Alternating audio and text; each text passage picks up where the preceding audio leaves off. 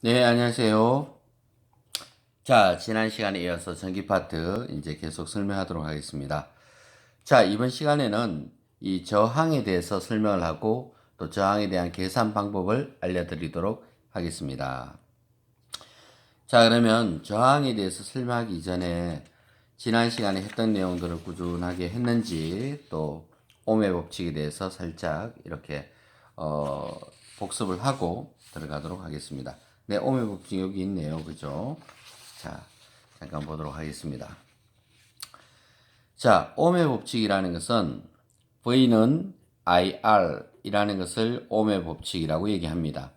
그러니까 V가 뭐예요? 전압이죠. I는 전류, R은 저항입니다. V는 전압인데 단위를 볼트 단위 사용하죠. 볼트. 그리고 I는 전류인데 A 또는 밀리암페어 이렇게 사용하죠. A가 암페어죠. 암페어, 밀리암페어. 저항은 단위를 옴 단위를 사용합니다. 옴. 자, 요즘 신천지 많이 나오죠. 신천지 나올 때 거기 신천지 강대상에 A라는 글자와 요런 문자 나올 거예요. 요 오메가라고 부릅니다. 알겠죠? 요게 이제 이 오메가 같은 경우는 이게 알파벳으로 따지게 되면 끝 글자예요, 이게. 그죠? A가 제일 첫 글자고 처음이자 끝이다 이런 의미를 가지고 있거든요. 그래서 오메가랑 옴이라는 과학자 이름하고 비슷하다고 해서 요 기호를 땡겨서 쓴 것 같습니다. 자, 그래서 옴의 법칙은 V는 IR 그렇게 됩니다. 옴이란 사람이 유명하니까 옴의 법칙이겠죠. 이 법칙을 낸 사람이에요. V는 IR. V는 IR이고 I는 R분의 V가 되겠죠. I는 넘어가면 R분의 V죠. R은 I분의 V죠. 요 딱정벌레처럼 생긴 거 꼭 기억하셔야 됩니다. 아시겠죠? 그래서 이런 내용들이 굉장히 중요합니다. 자, 그러면 그동안에 저희가 이제 뭐 전압, 전류 뭐 이런 것들 쭉 설명을 했습니다. 그런 거에 대해서 잠깐 또 언급을 해보고 왜냐하면 이 전기 파트가 결국은 계산이에요. 그죠? 계산 문제다 보니까 이론들을 잘 정립을 해 놓아야 된다라고 생각합니다. 안 그래도 선생님도 지금 오늘 아침에 지금 일찍 일어났어요. 일찍 일어나서 이 녹화를 지금 조용한 시간에 하고 있는 중입니다. 이 공부 패턴은 자기 스스로 잡아야 됩니다. 물론 뭐 이렇게 코로나 사태에서 이런 기간에 공부를 규칙적으로 하는 학생이 있고 그렇지 않고 될 대로 되라 아무도 간섭하지 않으니까 그냥 놀아야지 이렇게 생각하는 학생도 있습니다. 물론 뭐 그 각자의 마음이긴 한데 중요한 거는 이럴 때 얼마나 자기 관리를 철저히 하고 스스로 학습을 하는 사람들이 진짜 실력 있는 학생들이 된다라고 생각이 듭니다. 자기 스스로 하게 되면요. 이렇게 그렇게 많은 양을 하지 않더라도 굉장히 학습 효과가 뛰어납니다. 엄마가 야단쳐서 공부할 때는 효과가 똑 떨어져요. 근데 자기 스스로 해야 되겠다라고 생각을 해서 그리고 방향을 잡고 하시는 것이 좋다라고 생각이 듭니다. 쌤이 유튜브 수업을 계속해서 올리는 거는 제가 조회수가 하나도 없으면 안 올릴 작정이에요. 왜? 보는 사람이 아무도 없으면 저도 올릴 필요가 없겠죠.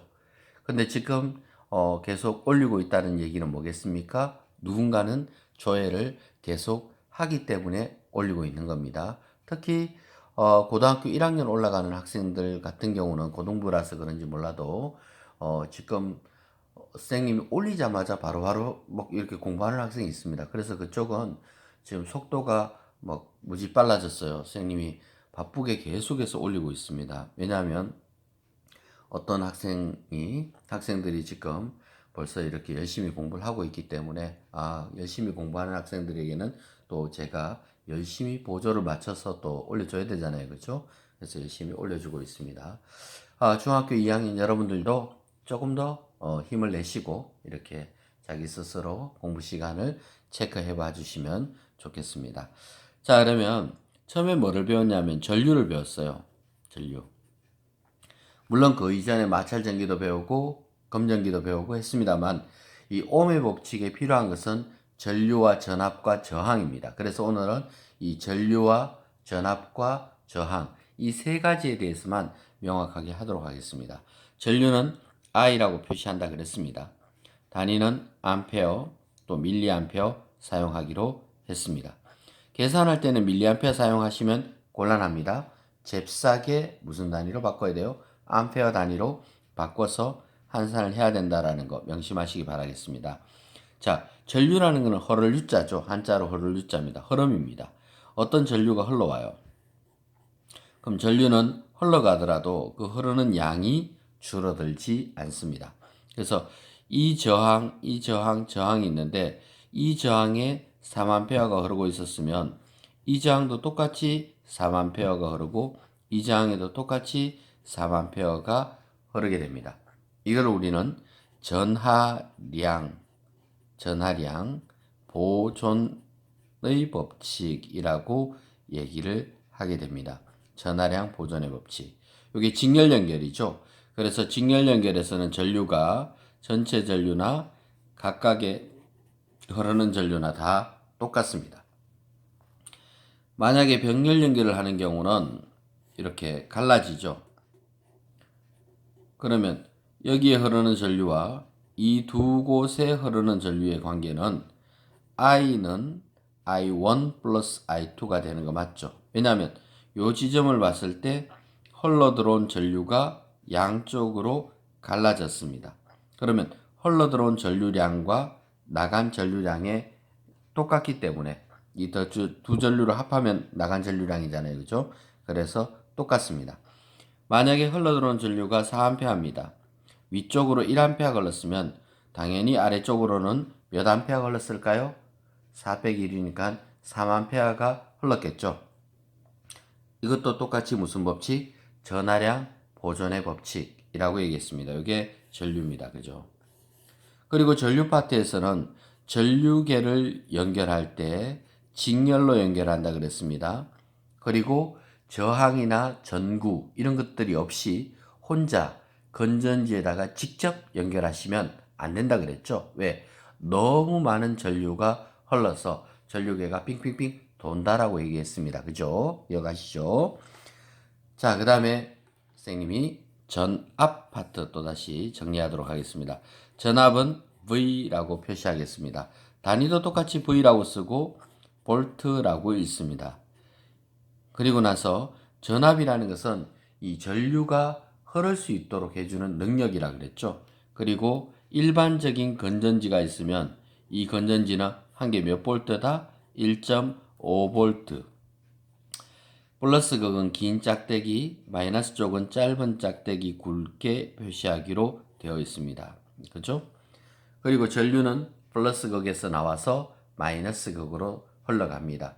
물론 전류가 아니고 전자의 이동은 마이너스에서 플러스지만 모든 계산이 전류에 맞춰서 공식이 되어 있기 때문에 전류라는 내용 자체가 틀렸더라도 그걸 그대로 따르기로 약속을 했죠. 기억나시죠? 자, 1.5V입니다. 자, 전압은 직렬 연결하게 되면 자, 1.5V를 플러스 마이너스 교대로 직렬 연결합니다. 4개 연결했죠? 그럼 몇 볼트예요? 1.5, 1.5, 1.5, 1.5 합하면 6볼트 되겠습니다. 그죠? 근데 만약에 병렬로 연결합니다. 병렬 연결이라는 것은 플러스끼리 모읍니다. 이렇게. 마이너스는 마이너스끼리 뒤쪽에서 따로 모으겠죠. 그죠? 이렇게 연결하면 몇 볼트라 그랬습니까? 한 개랑 똑같다 그랬죠. 1.5볼트. 병렬로 연결하게 되면 오래 쓸 수 있는 반면에 전압은 높아지지 않습니다. 근데 직렬로 연결하게 되면 전압을 높일 수가 있습니다. 그러면 전압을 높이고 오래 쓰고 싶으면 직렬로도 연결하고 병렬로도 연결하고 해야 된다라고 이야기했습니다. 그리고 전지는 1.5V입니다. 상식적으로 외워두고 계셔야 되겠습니다. 아시겠죠? 그죠? 자, 이게 전압입니다. 그리고 이번 시간에 이제 드디어 저항에 대해서 공부를 하려고 합니다. 이 저항은 R이라고 표시하고 단위는 오hm 단위를 사용하게 됩니다. 저항이라는 것은 말 그대로 저항이에요. 흐르는 것을 방해하는 거예요. 전류가 흐르는 것을 방해하는 것을 저항이라 그럽니다. 그러면 이 저항은 가느다란 선이 있습니다. 그리고 어떤 굵은 어떤 물체가 있어요. 그럼 전류 입장에서는 이 가늘고 긴 것을 통과하기가 쉽겠어요? 밑에 게 쉽겠어요? 밑에 게 당연히 쉽죠. 그죠? 그래서 저항은 요 단면적이라 그러죠. 여기 끊어진 요 면적. 단면적이 작을수록 저항이 크고, 그러니까 저항은 단면적과는 반비례 관계고 길이와는 비례 관계입니다. 길이가 길면 길수록 저항이 커지는 거예요. 그러니까 빼빼로가요. 빼빼로처럼 생겼죠? 빼빼로가 김밥보다는 저항이 큽니다. 김밥은 저항이 작으니까 안에 있는 단무지랑 소시지랑 자꾸 빠지잖아요. 그렇죠? 김밥을 빼빼로처럼 만들 수 있다 그러면 뭐 단무지가 빠지겠어요? 안 빠지지? 그러니까 이게 단면적이 점점 커진 김밥일수록 어때요? 잘 빠져요. 그죠? 그러니까 이 단면적을 줄이면 저항이 커지고 저항이 커지면 단무지가 안 빠진다. 이렇게 얘기했습니다. 그죠? 기억하세요. 저항은 누가 크다고요? 빼빼로처럼 생겼는 게 크다 그랬습니다. 단면적이 작고 길이가 길수록 외우기 싫으면 빼빼로 아시겠죠? 빼빼로처럼 생기면 저항이 크다라는 겁니다. 근데 저항을 왜 배울까요? 그러니까 왜 방해를 하냐는 거죠. 전기가 흘러가도록 두면 되지. 근데 문제는 뭐냐면 흘러가도록 두면 그냥 흘러가요. 우리하고는 아무런 관계가 없습니다. 그러니까 저항에서 부딪히고 깨지면서 열이 발생하고 빛이 발생하면 우리가 그걸 쓰겠죠. 밥을 하기 위해서는 열이 발생해야 되고 공부를 하기 위해서는 빛이 있어야 되잖아요. 그죠? 그러니까 열이 발생하고 빛이 발생하고 자석처럼 되기 위해서는 뭔가 서로 부딪히면서 깨어지고 뭐 이렇게 하면서 저항이 있어야지 우리가 쓸 수 있는 어떤 여러 가지 형태의 에너지가 발생을 한다는 겁니다. 그래서 저항을 공부하는 거예요. 열이 많이 발생하고 싶으면 저항이 큰 물질을 연결하면 되겠죠. 저항이 크면 클수록 열이 훨씬 더 많이 발생하게 되겠죠. 드라이기로 머리를 말리려면 열이 발생해야지 말릴 수 있잖아요. 그죠? 그러니까 그렇게 우리가 전기를 사용한다는 것은 어떤 저항을 통해서 어떤 우리가 필요로 하는 에너지를 만들어낸다는 뜻입니다. 결국 저항이 전기 제품이에요. 전기 제품 자체가 저항입니다. 그래서 그걸 공부하게 되는 것입니다. 자, 저항은 겠죠. 길이하고는 비례. 길이가 2배 되면 저항도 2배. 단면적이 2배 되면 저항은 2분의 1배. 이런 식으로 나오기 때문에 저항은 빼빼로가 저항이 제일 크다라고 보시면 되겠습니다. 아시겠죠? 그죠? 자, 사실 뭐 과학책을 보니까 그렇게 깊게 내용이 안 나와 있어서 선생님도 그렇게 깊게 내용이 들어가지는 않겠습니다. 아시겠죠? 자, 대신에 옴의 법칙, 그래프와 저항의 연결에 대한 이야기를 공부하고 오늘은 마치도록 하겠습니다. 자, 여기 보면 V는 IR이죠. 그러니까 이 세 가지 문자가 나올 때는 셋 중에서 자, V는 IR에서 세 가지 문자 중에 한 개 문자는 일정해야 나머지를 그래프로 그릴 수가 있습니다. 예를 들어서 저항이 일정하면 는 등호를 중심으로 V와 I가 양쪽에 있죠. 그래서 비례관계입니다. I가 일정해도 등호를 중심으로 V와 R은 비례관계입니다. 전압이 일정하게 되면 등호를 중심으로 같은 쪽에 있으면 이건 반비례예요. 그죠? 왜냐하면 넘기면 I는 R분의 V, V가 일정하면 둘이 반비례 맞죠? 그죠? 그래서 반비례 그래프는 이렇게 그림을 그려집니다. 이 세 가지 그래프 중에서 어떤 그래프가 제일 심하냐면 이 VI 그래프가 가장 많이 나옵니다. 근데 이게 VI 그래프로 그리면 괜찮은데 IV 그래프로 그려서 나오는 경우도 있으니까 조심을 하셔야 됩니다. 그게 무슨 말이냐면 자 VI 그래프에서는 기울기가 저항입니다. 왜냐하면 저항은 I분의 V죠. 공식이. 그럼 기울기라는 것은 밑변분의 높이를 기울기라고 불러요. 그 밑변이 i잖아요. 그죠? 높이는 v고. 그래서 i분의 v, 그게 r 맞죠? 근데 vi 그래프로 나오지 않고 만약에 iv 그래프로 나오게 되면 밑변이 기울기가 어떻게 돼요? 밑변이 v가 되고 높이가 i가 되죠. 얘는 저항이 아니고 저항을 뒤집어 놓은 겁니다. 그죠? 이거를 저항의 역수라고 얘기합니다. 저항의 역수. 그러니까 VI 그래프에서는 기울기가 클수록 저항이 큰 거예요. 이쪽의 저항이 RB보다는 커요. 근데 IV 그래프에서는 반대죠. 이쪽이 더 크죠. 그렇죠. 이렇게 됩니다. 그러니까 VI 그래프에서는 기울기가 클수록 저항이 크고 IV 그래프에서는 기울기가 작을수록 저항이 크다라는 걸 명심하셔야 돼요. 왜냐하면 IV 그래프에서는 IV입니다.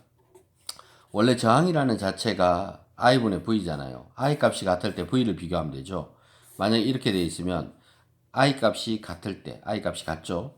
V 값을 비교하게 되면 이렇게 되죠. 그럼 V 값이 큰 쪽이 저항이 어떻다는 뜻입니까?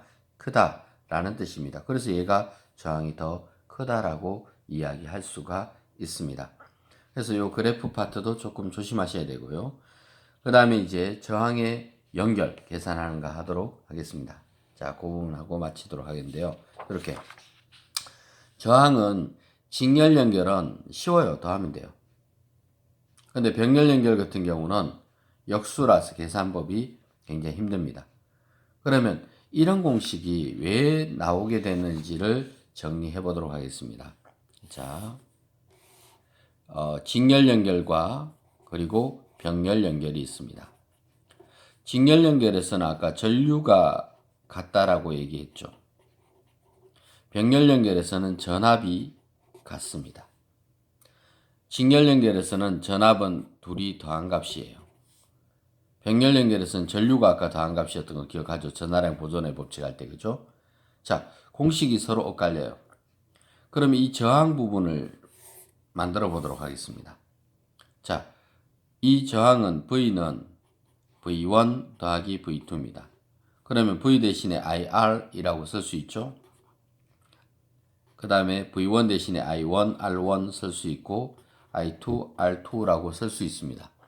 거기서 전류가 똑같기 때문에 똑같은 값을 약분하고 나면 자동 R은 R1 더하기 R2라는 공식이 나오죠.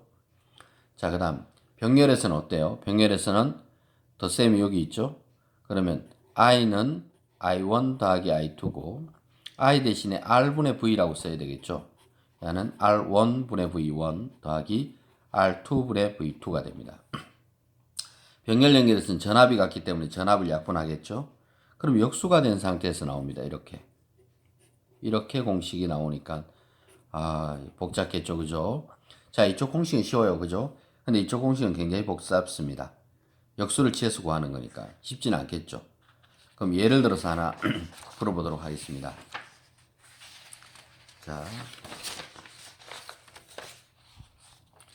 자, 예를 들어서 하나 풀어보게 되면, 자, 저항이 있어요. 직렬 연결이에요. 3옴, 4옴이라고 하면 둘이 더하면 7옴이죠. 끝이에요. 너무 간단해요. 그죠? 근데 병렬 연결 같은 경우는 그렇지 않습니다. 병렬 연결에서는 6옴짜리와 3옴짜리가 병렬 연결되어 있으면 공식 R분의 1은 6분의 1 더하기 3분의 1입니다. 그럼 통분을 해야 되겠죠. 6으로. 그럼 1 더하기 2가 되죠. 그럼 6분의 3이 되고 약분을 하면 2분의 1이죠. 근데 끝나면 안 돼요. 또 왜? R분의 1이 뭐가 됐어요? 2분의 1이 됐죠. 그럼 R은 뭐예요? 뒤집으면 2옴이 된다는 뜻이겠죠. 이 계산 과정이 생각보다 굉장히 복잡하죠. 물론 뭐 계산 좋아하는 사람들은 뭐 금방금방 하지만 그렇지 않은 경우는 이거 상당히 어려워요. 그죠? 그러면 어떻게 계산하기 좋냐면 선생님이 공식을 조금 바꿔보도록 하겠습니다. R분의 1은 R1분의 1 플러스 R2분의 1. 자, R분의 1은 통분하도록 하겠습니다. 통분은 둘이 분모는 곱한 거예요. 그죠? 곱하고 이거 서로 올려주면 되죠. R2 더하기 R1 이렇게. 그리고 얘를 뒤집어야 되니까 뒤집습니다. 그럼 요 둘이 자리 좀 바꿔서 적을게요. R1 더하기 R2분의 R1 곱하기 R2. 자, 공식을 이렇게 외우면 돼요. 병렬 연결의 저항은 더한 거 분의 뭐라고요? 곱한 거. 단 이 공식을 쓸 수 있는 방법은 두 개에 대해서만 써야 돼요. 세 개짜리면 또 공식이 또 달라지죠. 그죠? 복잡해집니다. 두 개만 쓰면 됩니다. 자, 해볼까요? 둘이 더한 거 얼마예요? 9옴이죠. 둘이 곱하면 18옴이죠. 약분하게 되면 몇 옴이에요? 2옴. 바로 나오죠. 이 복잡한 계산보다는 이게 훨씬 편하죠. 그래서 앞으로는 저항, 병렬 연결 저항 계산할 때 병렬일 때는 더한 것분의 곱한 거라고 이야기할 테니까 그렇게 따라오시면 좋겠습니다. 물론 학교에서는 그렇게 계산 안 합니다. 알겠죠? 선생님만의 방법이니까 여러분들이 그렇게 따라오시면 되겠습니다. 선생님 만들어낸 건 아니고 이게 예전에 보니까 산업기술책에 이런 식으로 계산하는 방법이 나와 있었습니다. 그래서 학생들에게 이 계산법이 차라리 훨씬 더 쉽겠다라는 생각이 들어서 여러분들에게 알려드리는 거니까 저는 그렇게 계산하도록 하겠습니다. 자, 이 시간 VIR, 오음의 법칙에 대해서 여러 각도에서 설명을 해보았습니다. 또 다음 시간에 또 설명을 하도록 하겠습니다. 네, 감사합니다.